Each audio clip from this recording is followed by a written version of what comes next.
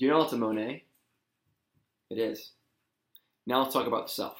So, I'm going to be talking about my two favorite theories of the self, psychological self and the narrative self. One thing that's interesting about these two views is they're not necessarily mutually exclusive. They can fill each other out. The psychological self tends to be more of an ontological approach, and while there are some functional commitments, those functional commitments are not exclusive to the narrative approach, which is a purely functional approach. So, let's turn to psychological self. That view was created by John Locke, and it maintains that the self is one's consciousness and everything that consciousness attaches itself to. Now, I don't have to bring forth any theories of consciousness, and as my last video described, it's a very difficult thing, so I'm not going to. But one thing I do like about this view right up front is that it includes the body. Myself is not this kind of abstracted thing in my mind. It also includes my body. And I think that's really important because if you look at anyone's experience of self that we have examples of, it always seems to be embodied in a human body. And that's really important.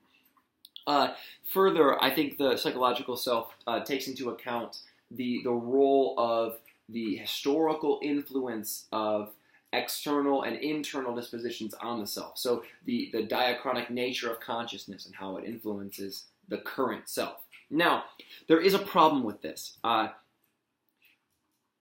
psychological theory of self tends to believe that the self is only, that consciousness, and the self is only the things that the self is conscious of. So if something in the past happened, and there's this kind of chronological exploration, continuation of consciousness, if something is forgotten, it's gone. Goodbye.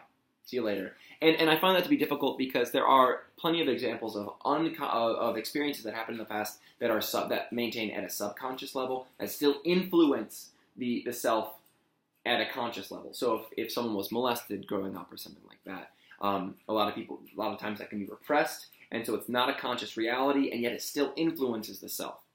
And this is where I think the narrative self can come in and kind of fill in some of the gaps.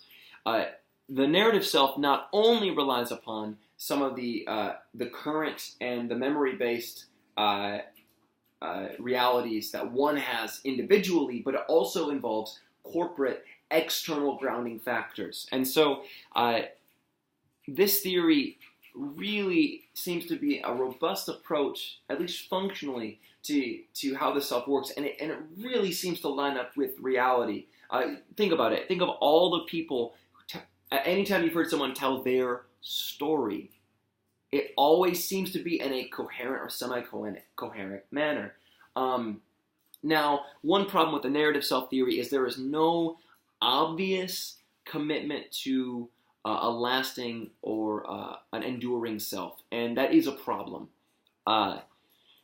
At the same time, I don't know if self is consciousness, consciousness expressed through a narrative lens.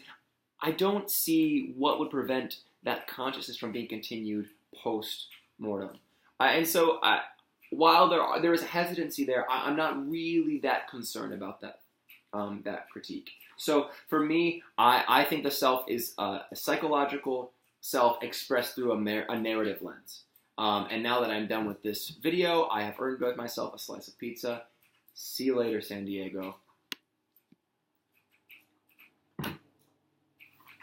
Oh man, I didn't stop it. All right.